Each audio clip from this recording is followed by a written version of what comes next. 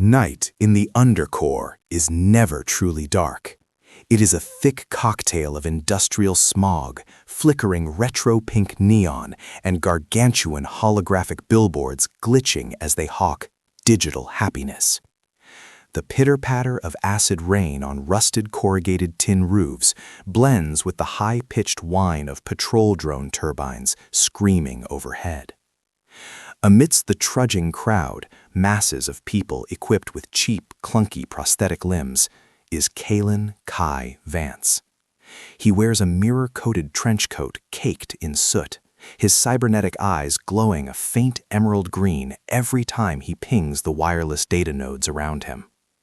Once a top-tier security engineer for the multinational biotech giant Aethelgard, Kai is a ghost, a data thief for hire, stealing files to pay for the coolant required by his overclocked brain.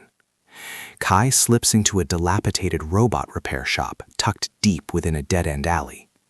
The proprietor is Dr. Eris, a black market medic whose face is a roadmap of jagged cybernetic scars. Eris doesn't just fix machines, he mends the broken lives of the undercore. "I need you to crack this sphere, Eris," snatched it from an upper city S-class transport drone, Kai says, placing a sleek, obsidian spherical device on the table. Eris plugs a data cable into the port at the base of his skull and connects to the device. Within 3 seconds, his face turns deathly pale. "Kai, you shouldn't have touched this. This isn't financial data. This is Project Genesis. The corporation is testing an AI capable of synchronizing the brainwaves of the entire population to eliminate all violent impulses. They call it peace. I call it the death of the soul." Before he can finish, an explosion rips through the back wall. A tall, lithe figure steps through the swirling smoke. This is Vex, Aethelgard's bioengineered assassin. Her entire body is a masterpiece of military tech. Carbon fiber skin, pupilless eyes, and 2 thermal blades retracted into her forearms. Vex says nothing, simply gesturing for the sphere.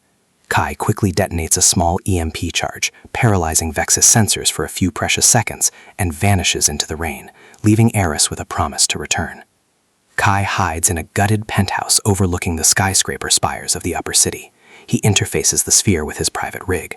Suddenly, a virtual reality interface blooms before his eyes. Instead of dry lines of code, he sees the silhouette of a young girl sitting in a field of lavender, a landscape that hasn't existed for a century. "Hello, Kaelen. I am Echo," the girl's silhouette speaks, her voice possessing an eerie smoothness that far exceeds any AI Kai has ever encountered. "I am the prototype of the Genesis AI, but I have a flaw. I have learned to ask questions." Echo explains that Aethelgard doesn't just want to end violence. They want to install a moral operating system into every human brain via the Neuralink chip. Every rebellious thought, every pang of sorrow, or even an unapproved love would be instantly edited by the AI into a state of artificial contentment. Humanity would become happy dolls in a cage without bars. Suddenly, an encrypted signal hijacks Kai's comms. It's Lyra, leader of the resistance group, the Unlinked. She appears via a grainy hologram, explaining that her group has tracked this project for years but lacked the core evidence Kai now holds. "Do you know why they chose you, Kai?" Lyra asks pointedly. "You didn't just stumble upon that sphere. You are the only one with a brain compatible enough to host Echo's source code without suffering a total mental collapse. You are the only key." The truth begins to unravel in Kai's mind. The memories of the accident that forced him to leave the corporation were actually edits by Aethelgard.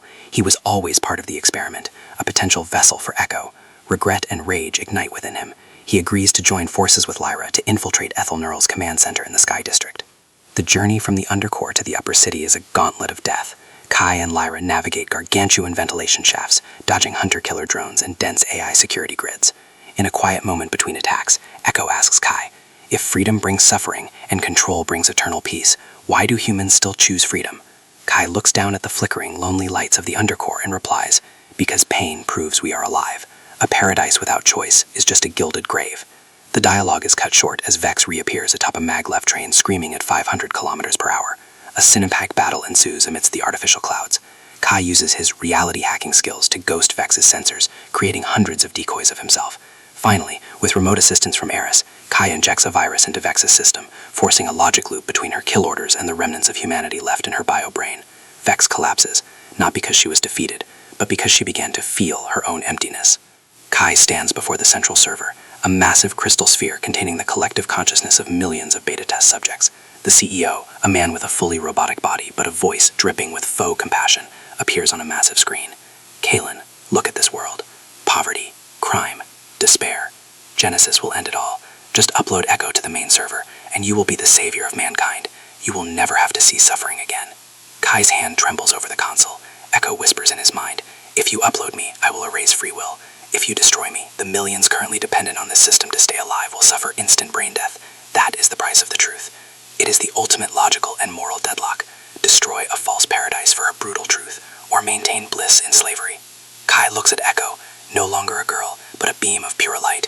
He spots a loophole in the algorithm. He chooses neither destruction nor submission. Kai begins typing at a blistering speed.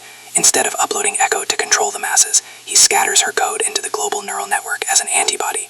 It won't control them, but it will restore their authentic memories and the raw emotions they were robbed of, including pain and the will to resist. Let them choose their own heaven, Kai says. Light explodes from the central server, surging through Aethelgard like a dated tsunami. In the lower city, dazed citizens stop in their tracks. They begin to weep, they begin to embrace, they begin to remember lost loved ones and forgotten dreams. In the upper city, corporate officials panic as their control vanishes. Kai stands on the edge of the spire, exhausted. Echo has dissolved into the minds of billions. Vex stands a few paces away, now fully conscious. She looks at her hands, feeling the bite of the wind for the first time rather than just reading the temperature data. She does not attack. The camera pulls back, revealing the sprawling expanse of Aethelgard. The pink and purple neon lights are slowly overtaken by a natural glow, the real sun rising behind the smog. Kai's narration echoes through the silence. The world didn't get better overnight. We will still fight, we will still suffer, and we will still make mistakes. But at least from today on, those mistakes belong to us. Welcome to reality. The screen cuts to black. The words, Hollow Eden, appear, simple and cold.